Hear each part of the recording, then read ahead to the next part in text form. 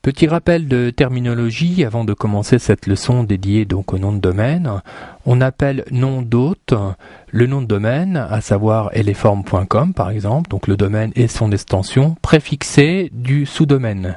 Le sous-domaine par défaut est représenté par 3W qui correspond donc à toutes les applications web.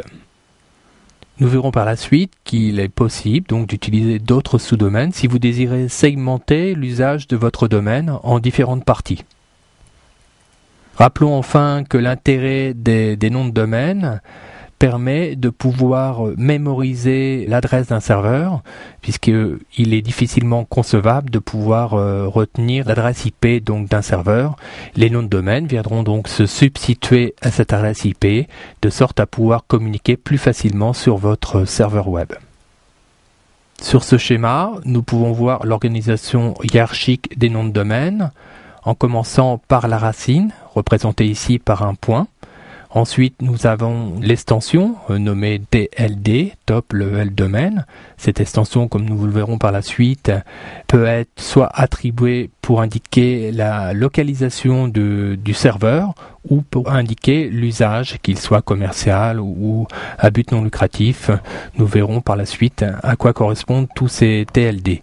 Ensuite, nous avons le domaine. Nous avons ici par exemple Eleform ou Gmail, etc.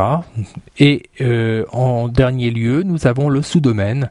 Je vous ai dit tout à l'heure que le sous-domaine par défaut était 3W. Néanmoins, on peut imaginer que pour accéder donc à l'espace de vidéo à la demande d'Eleform, on puisse remplacer les 3W par VOD, ce qui ferait donc vod.eleform.com, et nous accéderons à ce moment-là directement à l'espace de vidéo à la demande d'Eleform.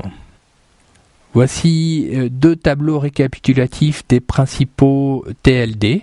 Sur la gauche, nous avons ce qu'on appelle les TLD génériques, qui correspondent donc à l'usage que l'on peut faire du domaine.